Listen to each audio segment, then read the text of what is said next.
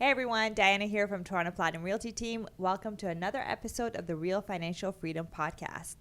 And I'm here with my friend Long. Hey Long. How's it going? How are you?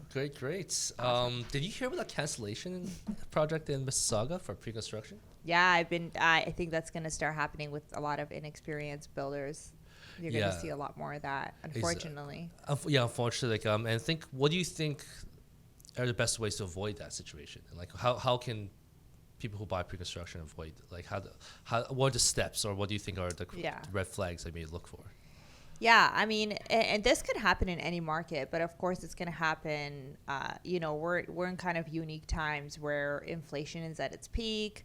Inexperienced builders are going to have a lot more problems moving forward than the experienced builders. So some of the red flags, and I've talked a lot about this on my Instagram and social media, and I've made quite a few videos. The first and foremost, the most important thing to look for is how reputable the builder is. And how do you look for that? You look at their past, projects, current projects. You could check some reviews, and you'll kind of get an idea. Sometimes I even go, if some clients want to know deeper, I even pull up some of their projects that have already been built and they're already selling on MLS to kind of show them that, this project was good, it's selling now. But the reputation of the builder is super, super important, and how experienced they are. Because if they don't have a lot of experience, they're not going to have the financial backing. They don't have the credibility to go into a bank and ask for more money in tough times, right? Yeah, especially now with inflation and cost of materials going up. It's a little different time. So that's why I can see some inexperienced builders being unable to, they didn't plan ahead. Well, experienced builders, they probably buy the materials sometimes a lot earlier times, especially for freehold, I'm assuming. Yeah. But for condos, them having the financial backing really makes a difference. I think one builder we were working with Center Court. They're experienced builder. They make sure they count all the costs, so they price things correctly. Yeah.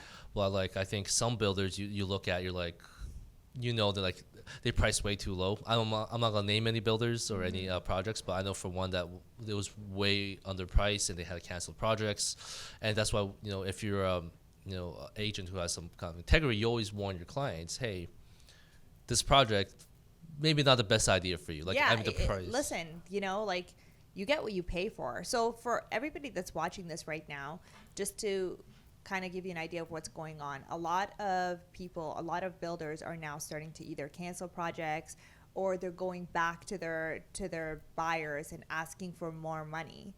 And you're seeing that in a lot of headlines, newspaper headlines, on the internet. It's kind of going around right now, right? So a little bit, it's, the media channels obviously want to instill as much fear as they possibly can.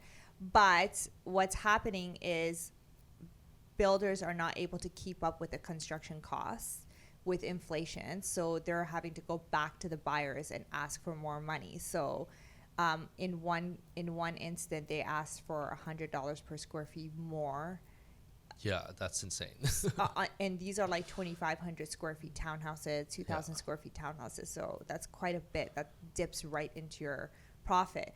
But here's the thing. I would be really worried about that, because if let's say the buyer agrees to the $100 per square feet, let's say they give $150,000, $200,000 extra. I've kind of lost my confidence in the builder, right? Yeah. So you said something about the reputation of a builder and having the backing and finances. Some of the good builders even have their own construction company. So they're their own construction company. Yeah. So they have the material, they have the resources, they have the supplies.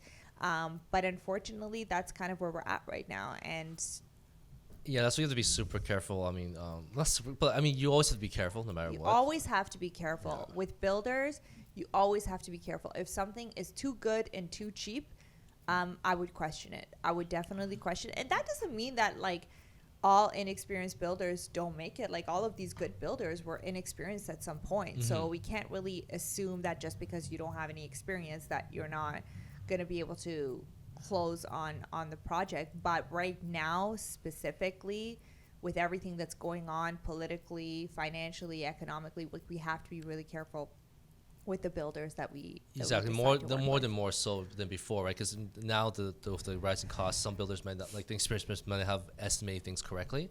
That's what comes to risk for us, right? Yeah. As investors or people who want to buy a house. And I think what you said was true. If it's too good to be true, sometimes you have to really look at it. Yeah. I remember actually you and Sam bought or Sam at least bought We a project. did, yeah, no, all of us did, yeah. Yeah. And then like I think they're offering cash back or like a huge amount of cash back, and you're kind of like that's what you guys kind of pulled out, I think, and that was smart, right? Yeah, So yeah. Well, no, we even had a project that didn't close, and we had waited years. So you get your deposit back, but the problem is the opportunity cost. Yeah. All these years, like what happens to your money, especially now with inflation? Like your money, if it's not growing, it's losing. So that's why I say like right now, yeah, you have to be more careful with the builders you select. And I think one of the projects working on right now, actually I really love this company and the project they're doing. The project doing is called Park Place.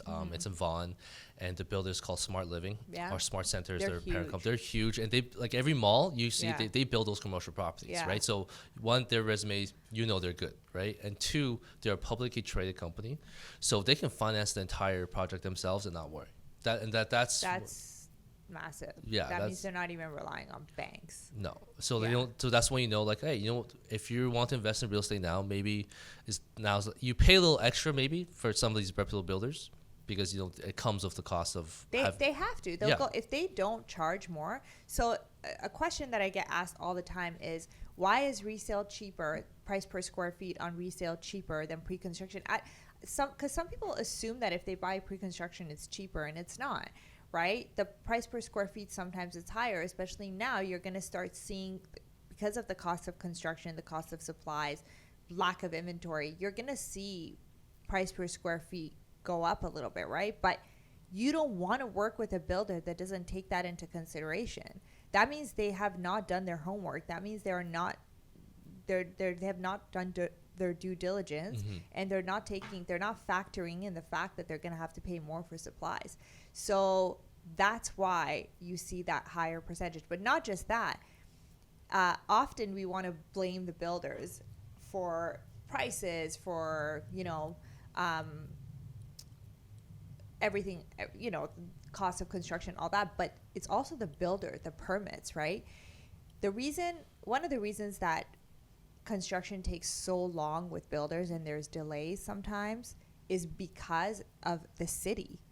It's not always the builder. The builder wants to finish it so they can get their money and move on to the next project. They have absolutely no interest in delaying projects, but it's the city that causes so much headaches. They're slow on getting permits. They end up charging the builders more and more and more.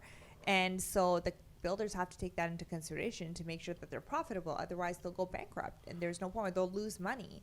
So, and that's essentially one of the reasons we have a supply problem. One of the reasons we have a supply problem in the Toronto area is because our city makes it extremely difficult and very Costly. expensive to get permits to build. I was speaking to someone earlier too before, like, honestly, they're like, they asked me, like, what's the best way, in my opinion, to solve the disparity between the houses and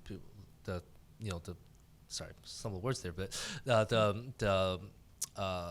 the supply shortage of houses, supply right? and demand shortage. And honestly, I would say, like, the best way for the government, don't even worry about the mortgage rates. So that's like not going to change much. And the best way to fix supply is to allow the builders to build quicker, like, or at least give them. I mean, you do due diligence. Of course, you want to make sure the land is safe, all that stuff. That's absolutely, we want the government to do that. But the permit shouldn't take you 2 years to be allowed. I mean, it just doesn't make sense for a builder to go say, hey, I won't build on this land.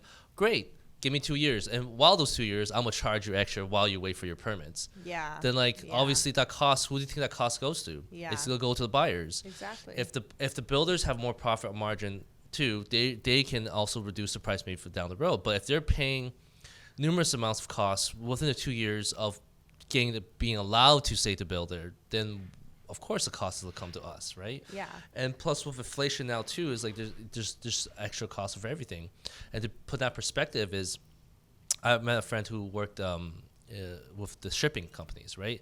So a cargo container used to, back in, let's say, in perspective, used to be $5,000 a cargo container. Now it's probably $50,000 a cargo container. So that's went down by 50. Like that's insane, right? Yeah. So of course the cost of everything. That's why inflation is so high now. That's why our costs are going for the condos so high. But that's not why now we should also be investing our money in somewhere where to keep up with this inflation, to keep back all these things that are coming, and just keeping the bank just doesn't make sense. And that's why. Oh no, that's crazy. Yeah. I mean, when people tell me they're saving their money in a bank account, I feel like every part of me starts to hurt. I'm like, bad idea. Don't do that, because the bank is reinvesting your money. And they're taking that money and they're actually reinvesting it in real estate. So why are you giving your hard-earned money to the bank so they can invest in real estate when you could just invest in real estate? Exactly. And honestly, I think now it's more prevalent people to invest in real estate, even with the market uncertainty. Now is still a better time to invest in real estate than down the road, because right now with the huge inflation costs coming, gas prices aren't going to go down that much more. Cost of materials aren't going to go down much more. These are things that have a limit, and they only will get more expensive, right? So, and housing for Toronto, people are waiting for that crash, or waiting for you're not going to time that right, and nor are you ever going to really proceed with getting that wealth or that freedom if you don't put that money somewhere. Yeah. I mean, listen, I do understand where people are coming from. It's been such a roller coaster ride for buyers and sellers the past couple of years. I could just imagine if I was not working in the real estate business, I would be confused, scared, a little hesitant on making moves, maybe, right? At least I could say the people that have not done a lot of research are going to feel that way. They don't know who to trust, because whether the market is really hot, you're being told buy, and then the market calms down, still real estate agents are telling you buy. So I get that it sounds really salesy to constantly tell people to buy, but I will say this: investors are still buying, but they're being more conservative with it. So although, during the hot market, it was like you could buy anything and you'd still make money from it, I'm not going to tell people to do that. Yeah. At this point, I'm telling people continue buying, but be conservative, do your homework. But this is what buyers have been waiting for. They've been waiting for the market to slow down so they can have more and they've been waiting for a lot more inventory. The reason that the market has slowed down is because there's a lot more listings. So you just have a lot more options. About a year ago, there was one house for sale in the whole block. And there's 900 buyers. So of course the prices are going to be crazy, but it's not like that right now. You'll see 10, 15 listings in one area. Exactly. And right now, I think what people think is, no one's really buying. But no, the investors still buying, the corporation is still buying, and they're being and you just have to be more strategic with it. And just I think when you buy real estate, you're not just buying in that house or that condo. You're buying into that. You're investing in that area. So choose an area that you think right now is the perfect time to choose an area that has very good potential for growth. Right now we're doing Dawes as well for Danforth area. Danforth, they're going to change the area. It's going to be revitalized. So right now, if you buy a Dawes condo there or anything in that area, you're saying, hey, I'm buying into that future of that area. Yeah, Same thing with Park Place, the Vaughan location. It's a huge 100-acre area that they're going to revitalize. They're putting a 9-acre park there. So when I buy a condo there, I'm not just buying, hey, I'm not investing into this condo. I'm choosing to invest into this area because I see in 10 years, this area is going to have a huge potential growth. Yeah. And that's what I'm buying into, right? And I think when people do pre-construction or even real estate, they have to look at the area more than just the house, right? Yeah, absolutely. So I think pre-construction, one of the red flags we avoid is, when we look for projects is how reputable the builder is and you cancel projects, right? I think these are two of the major factors of it, right? And if you work with the right real estate agent team, Yeah. they've already done their homework. They know which builders are good and which builders are not. And trust me, they're not going to want to put you into a project that they're not confident about, because real estate agents want to get paid. Yeah. And if the project gets canceled, guess We don't what? get paid They're either. not getting paid. So Exactly. it's a win-win for everybody. But also, like, we're not really in the business of trying to screw over our clients, right? Yeah. So we can't say that mistakes don't ever happen, but We always are try. like super, and we've had to learn this through experience too, right? Yeah. Like, we didn't just kind of pick up on this. Like, we've had to learn Through trial and error. through trial and error. And yeah, I agree with you about the area. And Toronto has just gotten really interesting. And the LRT line is just taking more than a decade. I actually don't even remember what Eglinton looked like before construction, but honestly, it's starting to look good. It's gonna get done, and the city did invest a lot in transportation. We only had like two or three Yeah. lines before, and now we have a lot of development infrastructure, and we're starting to build different pockets. Like, before, people just kind of relied on the downtown area when they were going out. Yeah. Now we have that whole Vaughan area.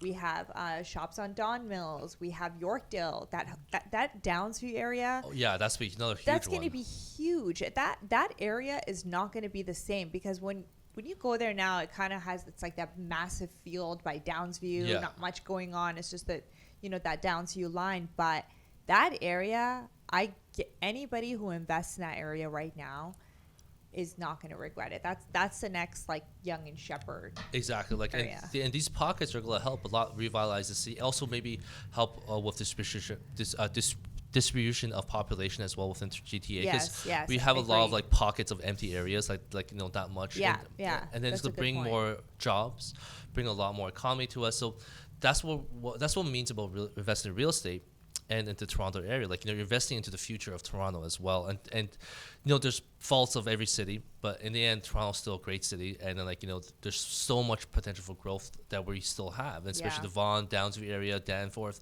These are pockets. These are going to be new pockets of greater investments for businesses, jobs coming. So why not invest in it now, especially if you have some sort of the money now and you can afford it, which and we never encourage someone to, hey, just buy it, don't worry about the consequences. We're like, hey, if it's something within your means, Absolutely. this is something you should invest into, because this is for not only your future, but for Yeah. your kids' future, your grandkids' sure. future, right? Because when you buy that condo at Westline area or the Downsview Park area, Downsview, yeah. you're giving your kids a future to say, hey, you will have a place to live there, you'll have equity there in the future, and you can pull to refinance it. You're giving options to your family and your future generations, right? But right now, the people who unfortunately don't, want to invest, It's going to be tough. Like, I really, really, really hope that the younger generation starts to make some investments sooner than later. Otherwise, they're going to be left behind, and it's going to be way harder for them to get in. So I highly recommend, like you said, if you have the means, and I would say, like, take risks, like, put yourself under a little bit of pressure to make it work. Yeah. That's the thing about pre-construction, because if you're kind of worried about the market right now, let's say you don't want to get into a resale. First of all, I have not seen pre-construction sales slow down. Okay, I'm seeing resale sales definitely slow down, but I'm not seeing pre-construction sales slow down. I've been going to events, I've been going to launch parties, we've been selling, and people don't seem to stop. And I think the reason that they're doing that is because they've kind of lost their confidence with the resale market, but they figured, if I get into a project now, even if the market dips in 1 year, it's going to go back up. But we were talking about a 4 or 5 year wait. For sure, by then you're in the positives. So that's why I think it's less risk than. That's exactly why I've told a lot of clients, like, honestly, if you're worried about the market now, then pre-construction is what you do. Because at the end of the day, down that road, even if there's a dip, it's gonna go back up, and that's proven track record number. Like if you don't want to believe, don't believe any spiel as much. That's fine. You know, that's understandable. But you should believe the numbers, and the numbers say it's gonna go back up. And the reason why is, well, historically, they do. Historically, they will always go up in Toronto because Toronto is one of the major cities, and that's same thing for New York. That's same thing that's most comparable for us, London as well. And if you're in it earlier, the better it is for you down the road, because down the road, like a condo for sure in these pocket areas that like Richard Vaughan and the West Downsview area, Danforth area, they'll go up into like 900s a million, like because there will be mini downtowns. And that's what you're expecting, and that's what you want to. You want the area to grow and have more value, and why not invest in it now and have the foresight and have the courage, I guess, is sometimes, and the tenacity, I think, is also to say, hey, you know what, I'm gonna swallow this pill, and I'm gonna do whatever I have to make sure I make the deposits, and make sure by the time in this 4 years, I'm gonna grind it out. I'm gonna do whatever I can, because I know after 4 or 5 years, that's gonna help me with my future. I'm even willing to take out a loan, okay, like a line of credit or something at an interest rate of like 4%, 5%, to get into real estate. Because I know that over time it's gonna grow. I'm making appreciation on the purchase price rather than the interest I'm paying on the loan is way less. So if you do the math, you're still in the positives. But even if you can't make the payments by yourself, partner with someone. Partner with someone, your parents, a family member, a friend. You can do everything really. I mean, you could make contracts, make sure everything is done legally, professionally. So, you're not held responsible. But and that's what we both did for Serenity Bay. We purchased a pre-con there, a great area for investment, and then we partnered, because right now we're, of course, we want to mitigate our risk as well now of these markets, right? So like we're like, hey, you know what? Especially if you're running a investment property, sometimes you want to partner. It just makes things easier, right? Well, you could just do a lot more. Like you're not, because if you're doing it by yourself, there's so much stuff you have to worry about too. But when you have two people, it mitigates not only the risk, but mitigates your time. It helps you. There's only one person can do so much. And the African proverb, I think, goes. I said before, and I think it said today: if you want to go fast, go alone. But if you want to go far, go with someone. Absolutely. As a team, right? So like, I think right now for future generations, for kids, start building your circle now. So start building someone that you can trust and you work with together in the future, and start, hey, let's both save up and buy something for both our futures, and so that when we do want to do something, like it's a lot easier, right? And you never know what will happen, in the next 4 or 5 years, right? Like you buy a unit right now. Like I was talking to this girl, she bought a Natasha condos in the downtown area, and she's like, I have no idea where I'm going to be in 5 years. She's a young girl. Anything could happen. She can get married, have kids.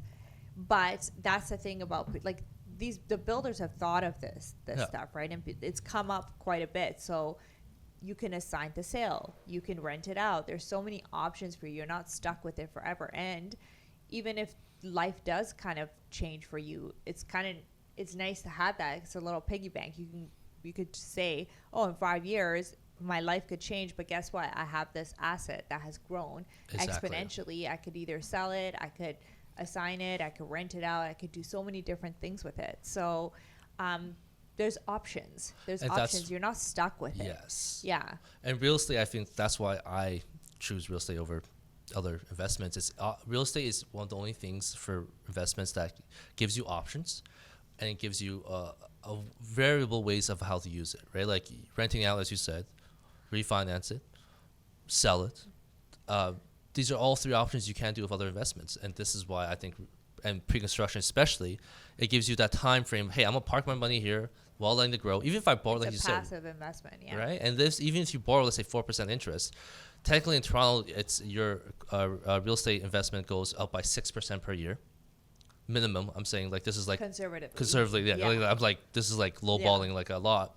So then technically in the long term wise, why not borrow at 4%? But again, within your means. Don't go, like, always evaluate yourself first, what you're capable of, what kind of job you have. Like, do your research on yourself, know what you're capable of, and then go and push that limit, right? Absolutely. If you don't, comfortability is the greatest enemy of success, Yeah. and put yourself in an uncomfortable situation, I think, is the best way to be successful. And I think if you want to get your foot in the door for real estate, I think pre-construction is the best way to go, especially Entry now. to barrier is not a lot. Yeah. Yeah. Exactly. Basically knowing, you just kind of just need your deposit and approval. But also, I said this in the last podcast, pay attention to companies. What are they doing? They're buying real estate. Why are they buying real estate, right? So again, I'm not going to say go out and buy all the real estate, and I'm sure as hell not telling people that the prices are not going to drop. I have no idea. Yeah. They could, they may drop, they may not by 20%, 30%. Who knows how much, right? Yeah. They've been going up by like 30% in some areas a year. So I have no idea what's going to happen in a year or two. But I will say, like, historically, real estate has been a tried and true. Almost every single millionaire owns real estate. It's a long game. Like, this is not a short game. It's not, you're not buying an NFT today and then waking up in the morning and you're like, holy crap, I'm a millionaire, which I still haven't figured out if one day I will. Actually, if you bought 50, I do hope all the best to you, because I know the markets went down a bit. But yeah, I know. I mean, everything went down except for real estate technically in Toronto. So yeah. But that being said, long-term wise, don't yes, true. You never know what will happen tomorrow, but we do know down 10-year line. If you're buying real estate, you should look at 10-year line truthfully, and 10-year line, we know it's will go up. Yeah. There's no way. Cost of materials, cost of materials already for builders are going up, gas, everything. So if you go down that line of thought, the housing can only go up. Yeah. There's- With cost of construction, I mean, to build. Yeah. We were already having a supply problem, okay? Yeah. Like, people are asking me, oh, what is going to happen with all these condos that are going up? Isn't there going to be way more supply than demand? And the answer is no. We're short. Considering we have like 200 cranes, we're still short. Yeah. Which is crazy. So that means it's a testament. We still have a long way to go before the line really kind of just not flattens, but like it just goes down a little bit, and like because our supply is still very low, right? Yeah. No matter how much, even if they build like 1,000 homes per year, I think like detached homes, like if I was to sum a huge amount, like it still won't keep up, right? Like No, we're 70,000 short. Yeah. We're 70,000 homes short a year. A year, right? So that's Yeah. a year, not even like in total, 70,000 short a year. Yeah. So that just says like that means we have a lot of potential growth still in the timeline, and now is the time, truthfully, to get into it more than others. Like because I'm telling you right now, in another 5 years, that $800,000 condo that you're buying for pre-construction is to be worth a lot more. And the new pre-cons are coming, it's going to be worth more. It's just natural fact. Yeah, I agree. But do your homework. Work with a reputable team. Yeah. Work with reputable builders. It's more important than ever. Make sure that you have your contracts reviewed by a lawyer. Also, I'm a risk taker, but these are the things you kind of have to do to get into these projects. And for that lawyer, I gotta say, make sure it's a real estate lawyer. Not just a real estate lawyer, a real estate lawyer who specifically works with pre-construction contracts, because not only if you don't work with a lawyer that works on pre-construction contracts, A, they're gonna miss things, B, they're gonna blow things out of proportion. Yeah. So you want to make sure that this is something they do regularly, and you'll just feel a lot more confident through the process when you're working with experienced people. Exactly. So honestly, the best to summarize, I guess, everything is, when you do pre-construction, the best ways to mitigate your risk is, one, make sure check out the builder's resume, make sure they have a proven track record, especially these days, right?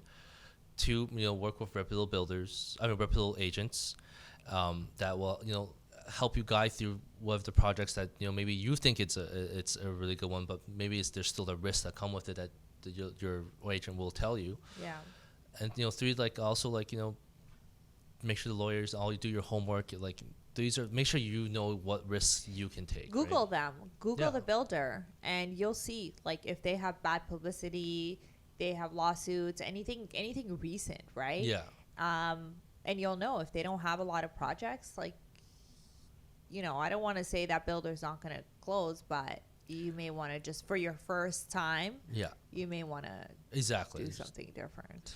Yeah, exactly. Or Just, even I mean, if go it was for your 10th time, just be yeah, careful. just be careful these days. I mean, like, I always be careful, always make a risk. But yeah, I see, like, there's one project in Hamilton where I've told numerous clients to say, hey, I've talked about that quite, like, Yeah. you even told me don't yeah, do it. yeah. I was like, don't do it. Like, just Yeah. don't. Because, like, it's just because we care about clients, we care about ourselves. Like, we don't want to do that. Like, and I've been blunt, like, hey, don't do that. Like, yeah, like, well, because a lot of these builders are asking for 20%. That's still quite a bit of money. Yeah. That, you don't want to just piss that away. Exactly. So, yeah. Thanks for watching another episode of the Real Financial Freedom Podcast. If you enjoyed it, make sure you hit the subscribe button, and we hope to see you on the next episode.